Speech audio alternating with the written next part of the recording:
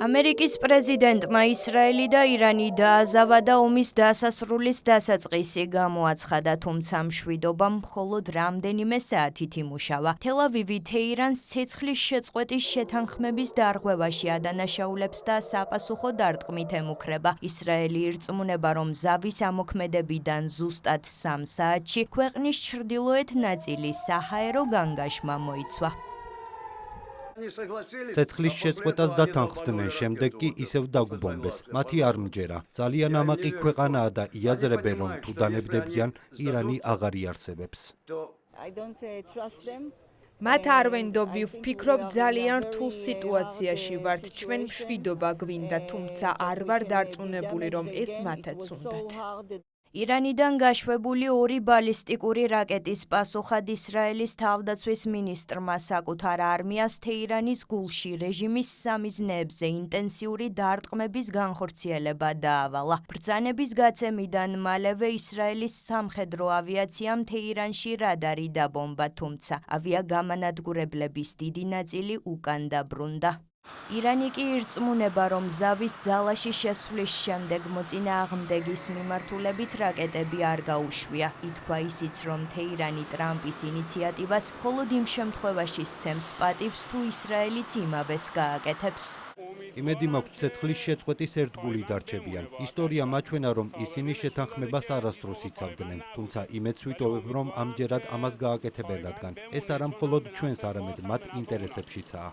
ცეცხლის შეწყვეტის ინიციატორი ტრამპი ირწმუნება, რომ ირანიდან მომდინარე ბირთვული საფრთხე აღმოფხრილია და პირობასდებს, რომ შეთანხმება ძალაში დარჩება. ისრაელის ყველა თვითმფრინავი შინ დაბრუნდება და ირანზე თავდასხმა არ მოხდება. რაც შეეხება ზავის დარღვევას, ტრამპის მტკიცებით შეთანხმება როგორც ისრაელმა, ასევე ირანმაც დაარღვია. შესაბამისად, ვაშინგტონი ორივე მხარით, განსაკუთრებით კი პარტნიორი ისრაელით იმედგაცრუებულია.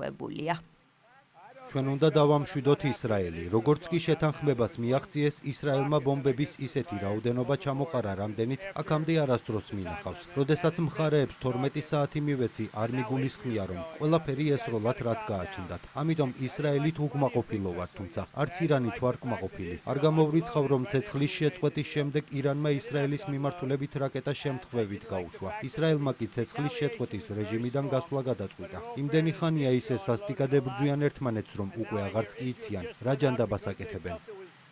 ცეცხლის შეწყვეტის შესახებ ამერიკის ინიციატივას რეგიონში სტაბილურობის მისაღწევად მნიშვნელოვან ნაბიჯს უწოდებენ ევროპაში. ევროკომისიის პრეზიდენტი ირანს დიპლომატიურ პროცესში ჩართვისკენ მოუწოდებს. გამოსავალს დიპლომატიაში ხედავს და ირანს ბირთვულ პროგრამაზე მოლაპარაკებების დაწყებისკენ მოუწოდებს საფრანგეთის პრეზიდენტიც.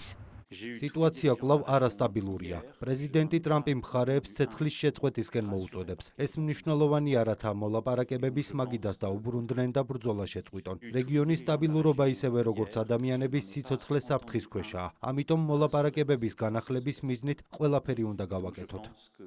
ზავის ამოქმედებამდე ისრაელი ირანის, ირანი კი ისრაელის ქალაქებს ბომბავდა. გილანის პროვინციაზე განხორციელებულ თავდასხმას 9 ადამიანის სიცოცხლე ემსხვერპლა. ირანული იერიშების სერიამ კი ბეერშევაში 4 ადამიანი შეიწირა. ამ ყველაფერს კი წინ კატარსა და ერაყში მდებარე ამერიკული სამხედრო ბაზების მიმართულებით ირანიდან ბალისტიკური რაკეტების გაშვება უძღვოდა. აფეთქებების ხმა ისმოდა დოჰაშიც, თუმცა თავდასხმებს მსხვერპლი არ მოჰყოლია.